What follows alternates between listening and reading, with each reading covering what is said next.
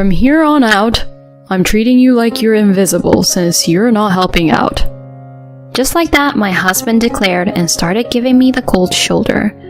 My morning greetings got no response. My goodbyes as he left for the day were met with silence. He couldn't even muster a thank you before dinner, just quietly wolfed down his food. He acted as if I was a ghost in our home, and his mom, who we lived with, was just as bad. Despite sharing the same space at home, they acted like I was invisible. My words fell on deaf ears.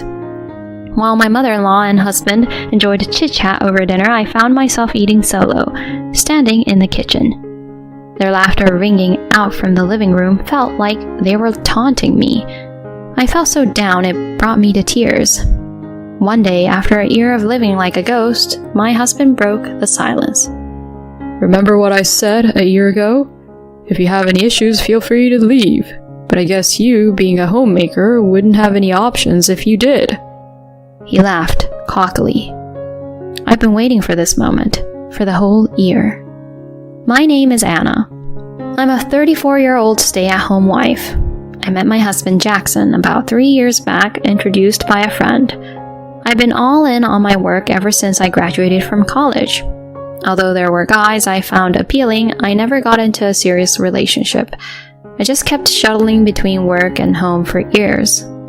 I loved my job, so I didn't mind the routine, but a friend, feeling sorry for me, introduced me to Jackson, thinking we might hit it off. Once I met Jackson, a hotshot from a top-tier college, working at a high-profile company, I felt our worlds were miles apart, me being just your average office worker. My friend mentioned he was quite the catch and had a string of women after him.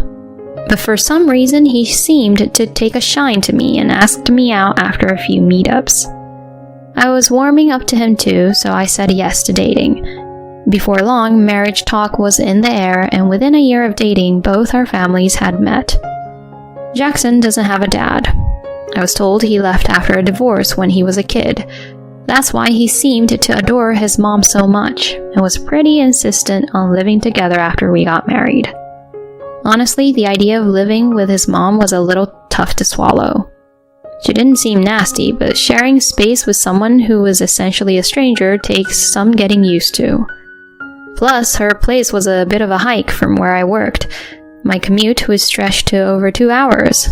I planned to keep working after getting married, but living together meant I'd have no choice but to quit. Sensing my hesitation, Jackson promised me time and again that he'd do everything to make me happy. I decided to trust him. Finally, I made the call to move in with his mom. After we made it official, I quit my job and moved into his mom's place. She greeted me with a warm smile, and Jackson couldn't thank me enough for agreeing to live together.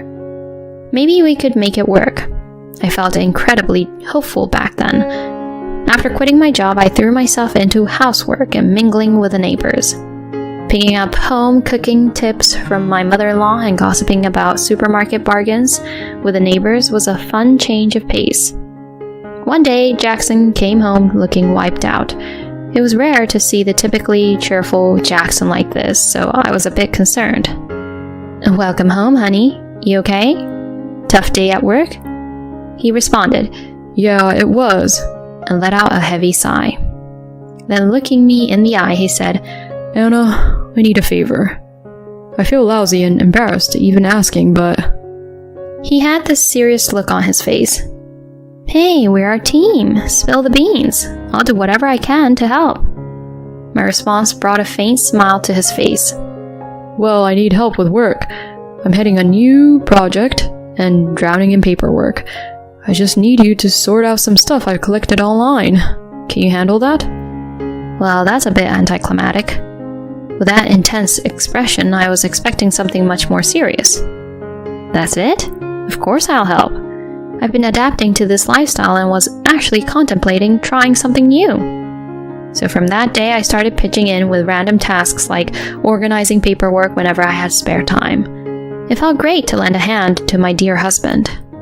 The idea of easing his load didn't bother me at all, but after 2 months of living like this, I started feeling worn out. Juggling his work and house chores was beginning to weigh me down. Initially, it was just some basic internet research, but gradually I was roped into crafting presentation materials. Now I was handling all the presentation documents. It was just too much. It went beyond what I initially agreed to.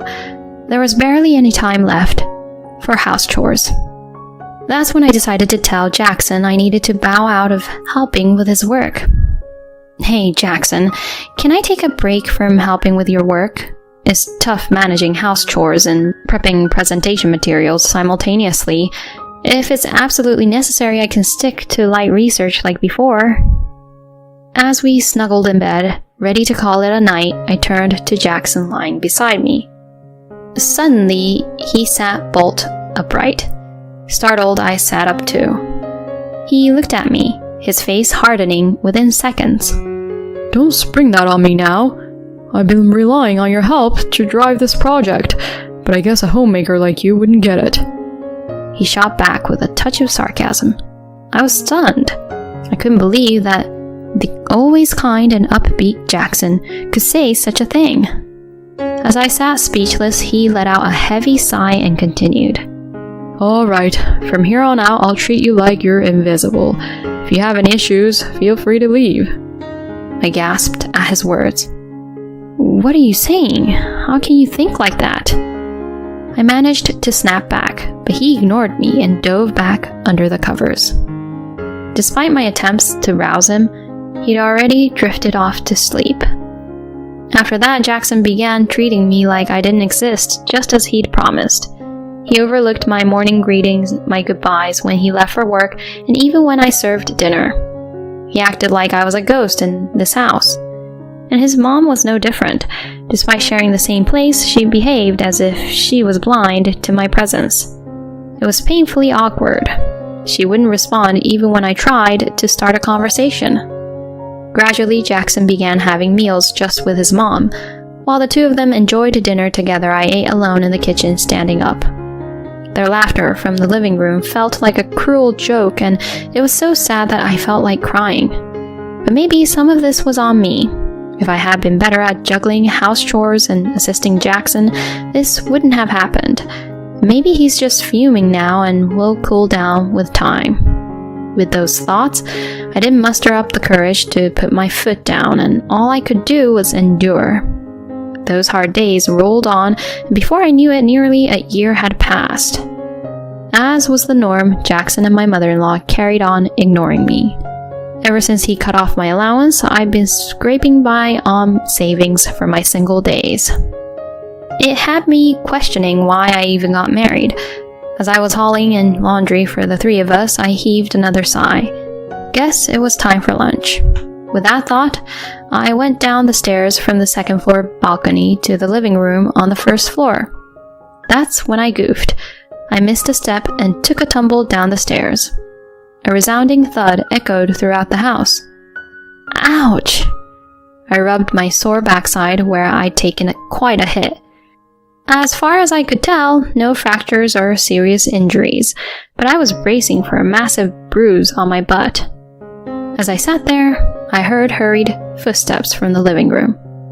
Anna, what happened? Are you okay? Did you fall down the stairs? Are you hurt? My mother-in-law rushed over, helping me up. Overwhelmed by the fact that I was conversing with her for the first time in almost a year, I blurted out, I haven't heard your voice in such a long time. At this, she froze, her mouth hanging open. Uh-oh. I'd let something odd slip. Quick on my feet, I covered it up with a cheerful tone. I'm not hurt. I'm all good.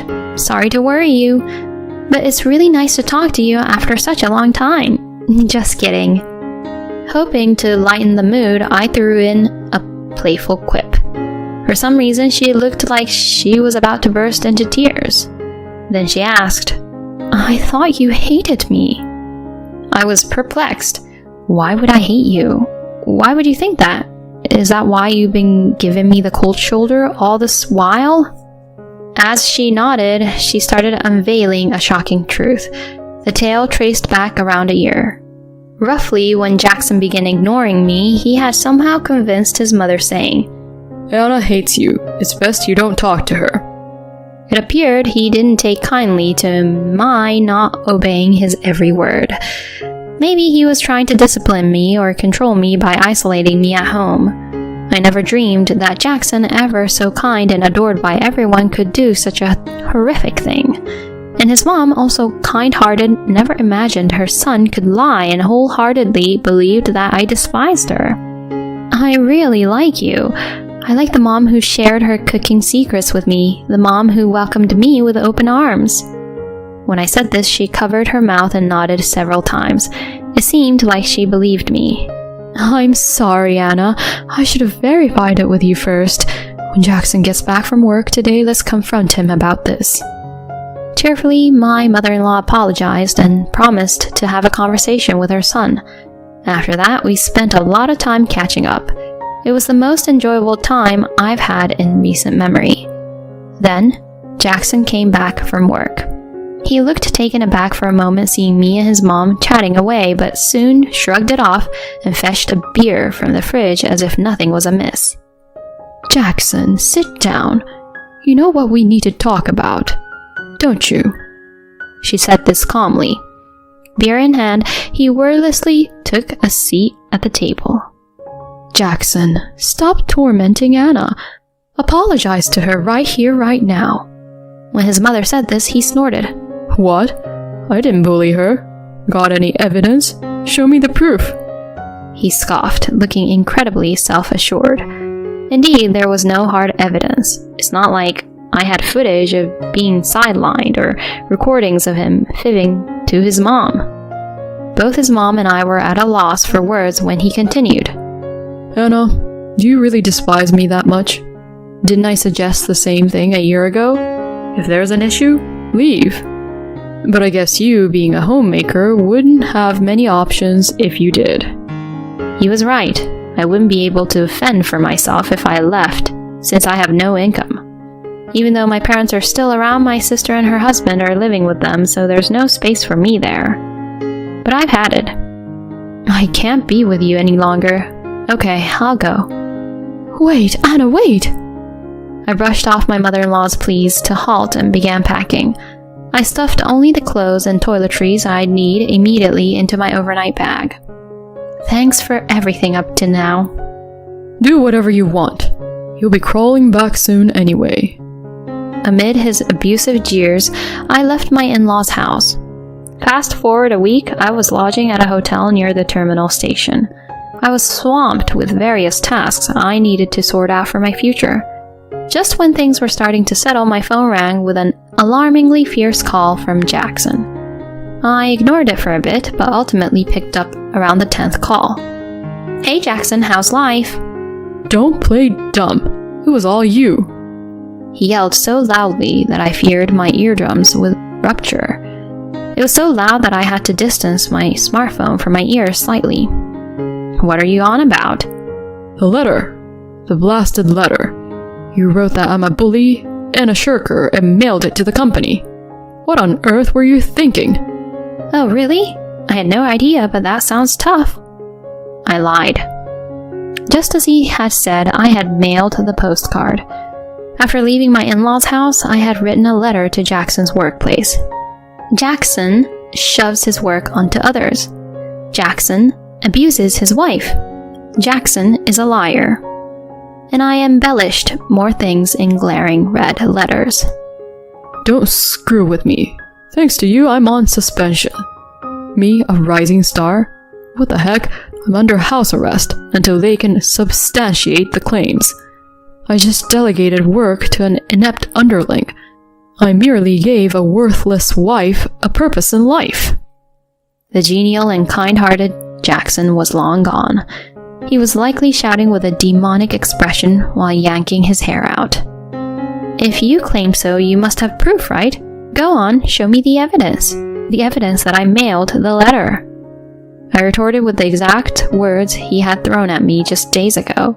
His fury peaked and he started shrieking, unintelligibly. There was no reasoning with him anymore. So I just ended the call saying, "Well, I'll hang up then." The following day, I swung by my in-laws' house to discuss the future with Jackson. We hadn't scheduled anything, but since it was Sunday, he should be home. I let myself in using a spare key. I didn't see my mother-in-law's shoes. She might be out shopping. In place of her shoes at the entrance, there were unfamiliar high heels. As I was pondering if it could be, I heard noises coming from the master bedroom. I had an ominous feeling, so I dumped my bags in the hallway and started filming with my phone as I approached the bedroom. Amid the clattering noise, I could hear the voices of a man and a woman. I braced myself and thrust open the bedroom door. There was Jackson in the nude, and an unknown woman sprawled on the bed. The woman spotted me and let out a startled squeal. Then Jackson also gasped. Whoa, Anna? Oddly enough, I felt incredibly composed, so I decided to just quietly keep the camera rolling. The woman, in a state of panic, quickly gathered the scattered clothes on the bed to cover herself. Jackson, is she the wife? You're joking, right? You said you divorced her 6 months ago. You said you were going to marry me. So not only was this guy tormenting me, he was cheating too. He must have thought I was the perfect little housemaid. No, it's not like that. It's not what it seems. He was muttering incoherently, and then the woman decided to just get dressed and scram, declaring that they should break up. Silence engulfed the room. When I addressed Jackson, his shoulders twitched. Then he sprang out of bed and started begging for my forgiveness. What a laughable sight. I'll do anything. Just please don't share that video. He seemed truly terrified. He must have been shocked by how well my letter strategy worked. So you'll acknowledge your wrongdoings and agree to divorce me? After all, I have evidence now. When I proposed this, he responded with a barely audible Yes. Sometime later, Jackson and I officially got divorced. Of course, I saw alimony, which he agreed to pay in one go. He was demoted after his superiors discovered he was shirking his work onto his colleagues. Moreover, his reputation at work plummeted due to rumors about him mistreating his wife and our divorce. Jackson, always a stickler for appearances, couldn't bear it and ended up quitting his job. Now he seems to be living a hermit's life in his mother's house. His mom decided to continue living with him to make amends for the hassle he caused his wife, keeping tabs on his lifestyle and attempting to reshape his behavior. I do feel a tad sorry for his mother, who's blameless in this whole fiasco, but I think I'll kindly accept her gesture. As for me, I managed to go back to the company where I used to work. Apparently, there was an unexpected resignation. And by sheer coincidence, it was in the department I used to be a part of. While it feels like I've circled back to the starting point, I've resolved to face life head-on without harboring any resentment. That's the vow I've made.